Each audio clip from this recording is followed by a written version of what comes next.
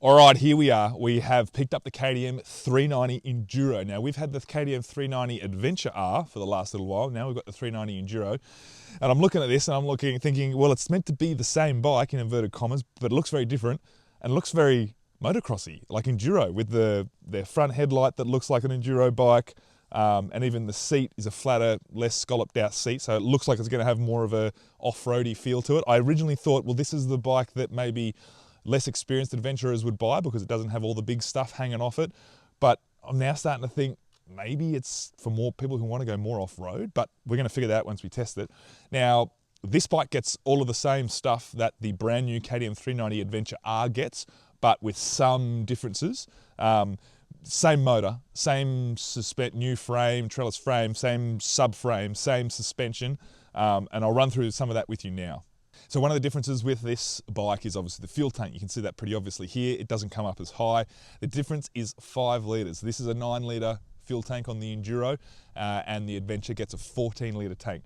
One of the other differences, like I just said earlier, is the seat. You'll notice the seat is a little bit flatter than if you've looked at the Adventure seat, which is a little bit more scalloped out. And you've got about 20 mils of difference with this one. This is 20 mils higher at 890 mils. And then the most obvious difference is it doesn't get the big tower. Now the tower is excellent for wind buffering, as we've discovered with the Adventure R, so maybe this one will be a bit harder on the body if you're going to try and punch out 600 kilometres of bitumen and big open fire road. But if you're going to be cutting through single track, which is what we're doing with it, not having that big front visor banging you in the chin, I'm assuming will be a much more comfortable ride. So that's the other big noticeable difference with this bike too. And one of the last things is that this is a slightly cheaper model. It's roughly $1,000 less at just a bit over $10,000. And that means that you miss out on those things I just mentioned, but you also miss out on some of the engine modes. So you get street and off-road. There's no wet mode with this particular model. And within those maps, there's just not quite as much, you can't change quite as much as you can with the Adventure. So there's no option to change the throttle response in the off-road mode on this particular model, but you can do it with the Adventure.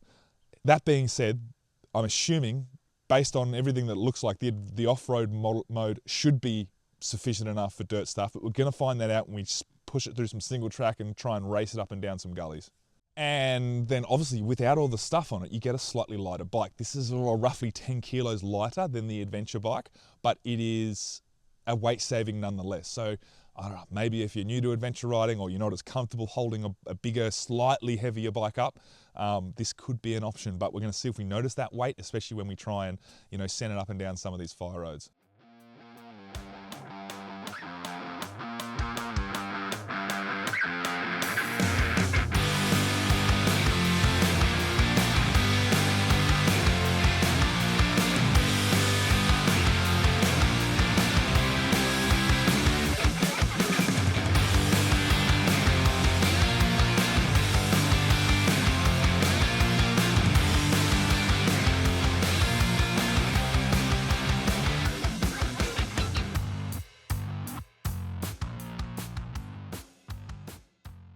Well, what a day it's been on the KTM 390 Enduro. My word, this is a different bike to the KTM 390 Adventure. I know they share all the same stuff except for the tank and the fairing and bits and pieces, but the seat, those things I just mentioned make it feel like an Enduro bike, like its namesake. We were able to single track ride this. We motoed it up and down a whole bunch of valleys like a motocross bike, and it just has a slightly easier body position to kind of get all over the top of like you would your motocross bike. And so we wanted to treat it as such. Now, like the 390 Adventure that we've already tested, this bike, the motor is just so much fun. The mid and top of this motor it revs for ages, and it's got lots of power all the way through that space.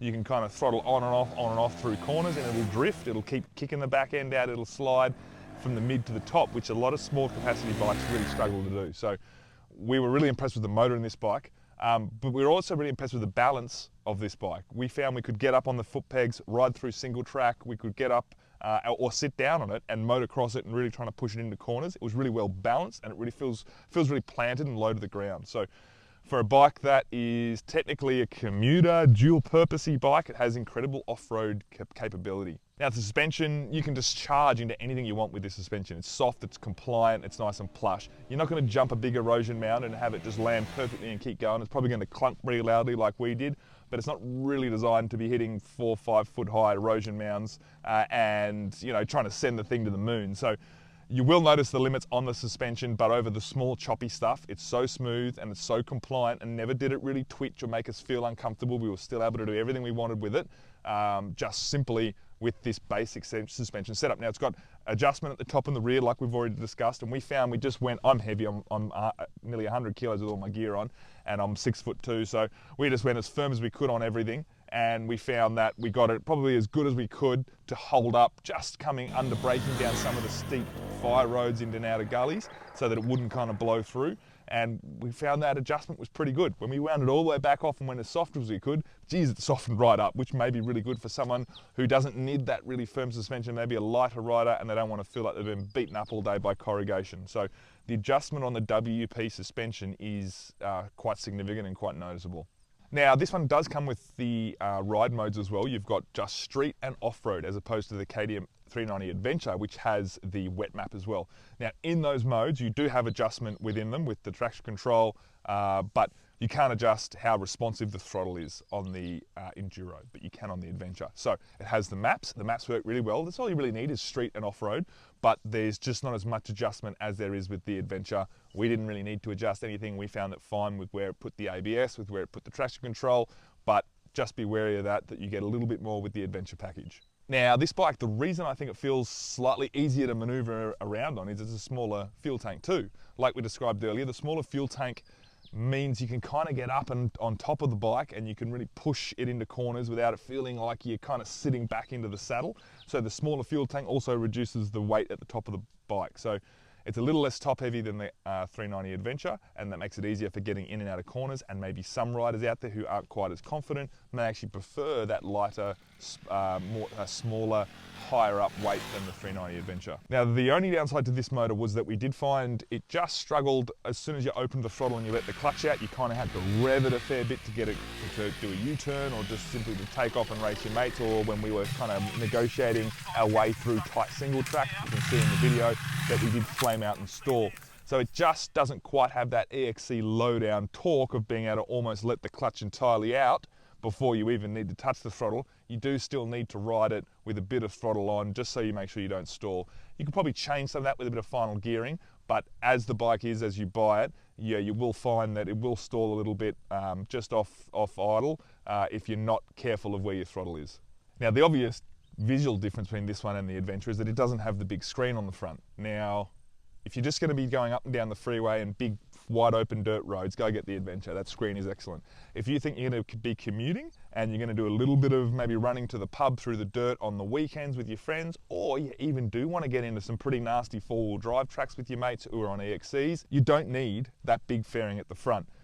I found that up to about 60, 70, 80 kilometers an hour, it wasn't really much of an issue. After that, you kind of do notice it. So the fairing is handy on the Adventure for the big adventure riding, but on the Enduro, I think if you were doing what we did, which is jumping over logs and getting through trees, you may clip your chin on the big fairing. So we actually prefer, for more of the tighter technical Enduro stuff you can do with this bike, just the plate on the front. All right, guys, that's all we have for you today on the KTM 390 Enduro. It's been an absolute ball ride. It is a little motocrosser wrapped in a dual sport commuter Enduro kind of package, and we had heaps of fun just revving the tits out of it and racing each other around some of the fire roads and four-wheel drive track and single track that we've been testing it on. So stay tuned. We may pick one of these up later on and do some more different testing with it and try and maybe see how far and how technical we can get with it.